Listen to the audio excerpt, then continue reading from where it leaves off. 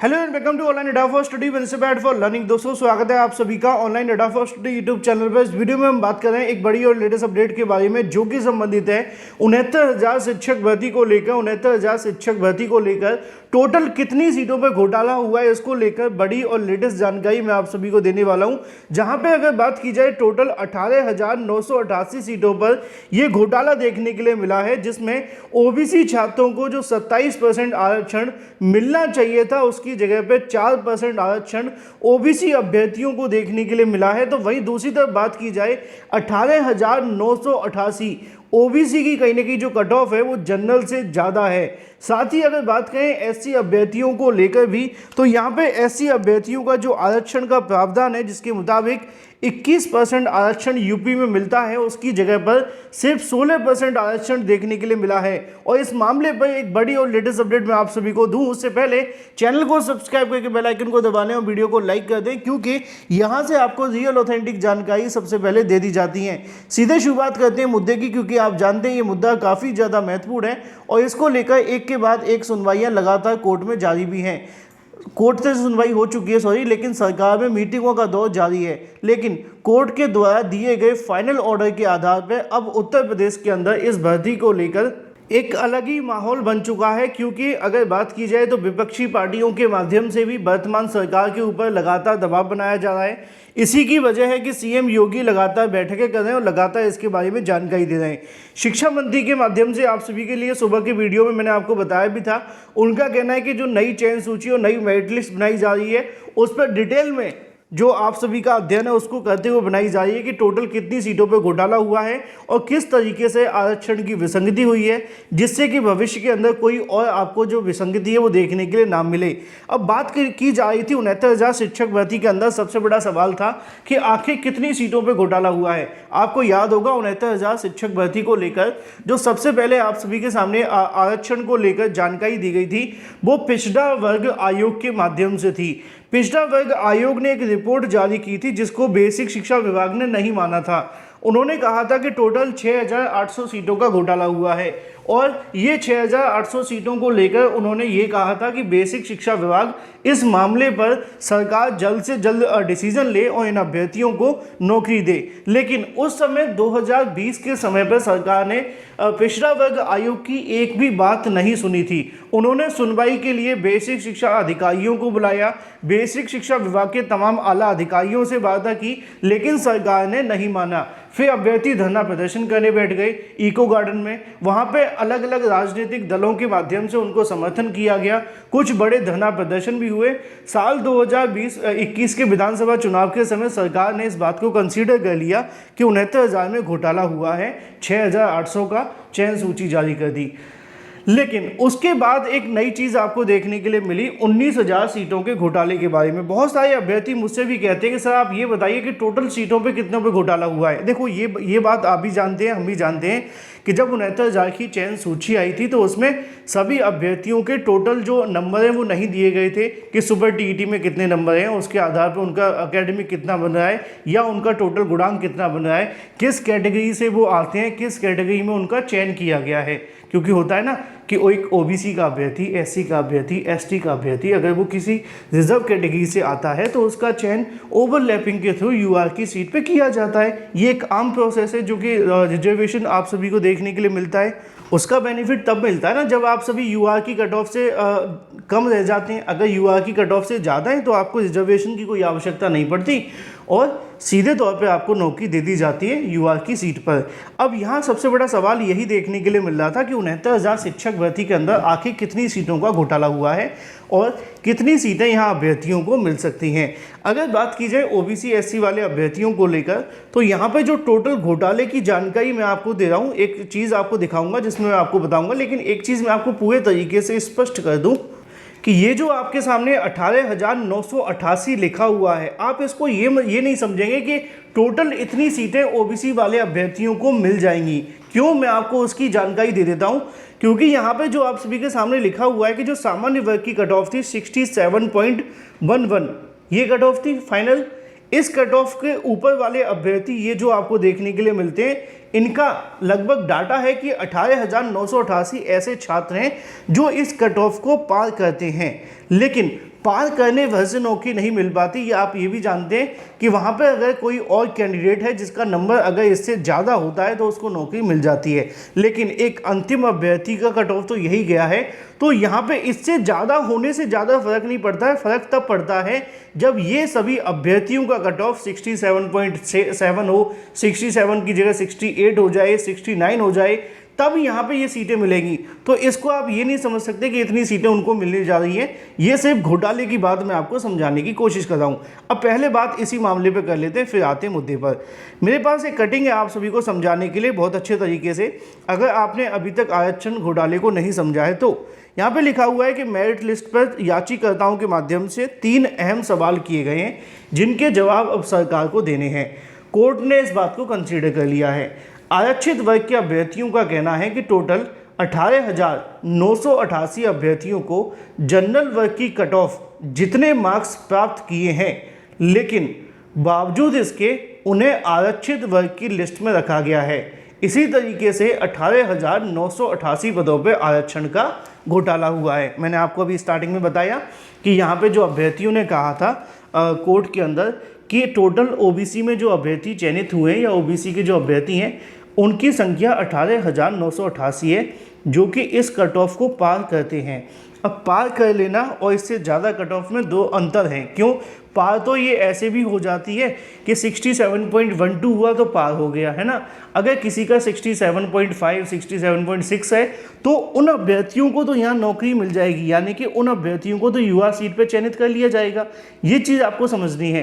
तो यहाँ पे अभ्यर्थियों ने जो दावा किया था कि टोटल 18,988 ऐसे अभ्यर्थी हैं जो इस कट ऑफ को पार करते हैं। अब वो कितने पे पार कर रहे हैं? 67.1, 67.2, 67.3, 4, 5, 6, 7, 9 या 68, 69, 60 जो भी 69 पॉइंट कुछ या 70 प्लस। तो अगर ऐसे अभ्यर्थी हैं तो उन अभ्यर्थियों को यूआर की सीट पे देखा जाएगा कि जो जनरल के अभ्यर्थी हैं और आपस में अगर ओबीसी का नंबर ज़्यादा आ रहा है तो जनरल के अभ्यर्थी को बाहर निकाल करके वहाँ पे ओबीसी को रख दिया जाएगा।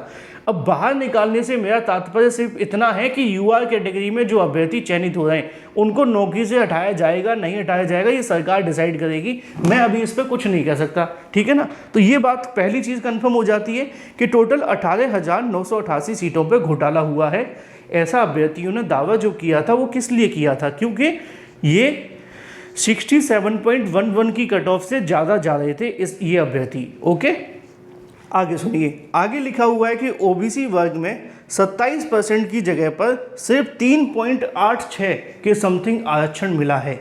यानी कि अगर आप ये देखें तो लगभग 4%, है ना, लगभग 4% आरक्षण मिला है, ऐसा कहना है ओबीसी अभ्यर्थियों का याचिका के अंदर। और कोर्ट में इस मामले पर काफ़ी बहस भी हो चुकी है। यही वजह है कि कोर्ट ने इस चीज़ को कंसीडर किया कि भाई 18,000 से ज़्यादा, लगभग 19,000 कह सकते हैं, 19,000 ऐसे छात्र हैं जो कि जनरल की कट ऑफ को पार कर रहे हैं और लगभग 4% आरक्षण दिया गया है, जबकि मिलना 27% चाहिए था।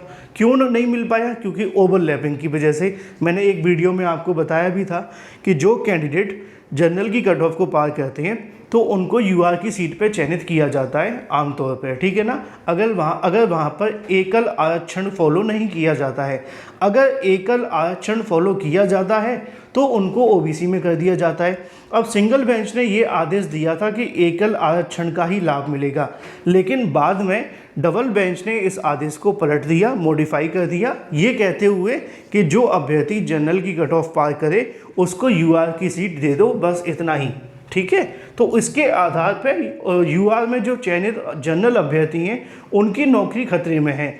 अब हो सकता है कि उनको बाद में समायोजित कर दिया जाए। कैसे किया जाएगा ये सरकार का मामला है, किस तरीके से वो डिसीजन लेते हैं।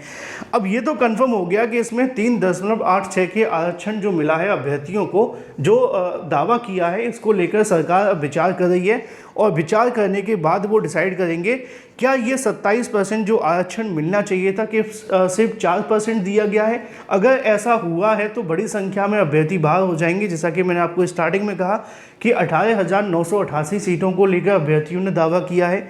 एक और चीज़ सुनिए, बहुत सारे अभ्यर्थी कह रहे थे सर एससी को लेकर आप बात नहीं कर रहे हैं। भाई आरक्षण की बात की जा रही है ना, तो आरक्षण सबके लिए बात हम कर रहे हैं। अब इसमें ईडब्ल्यूएस तो है नहीं है, है ना, नहीं तो वो भी इसमें आते।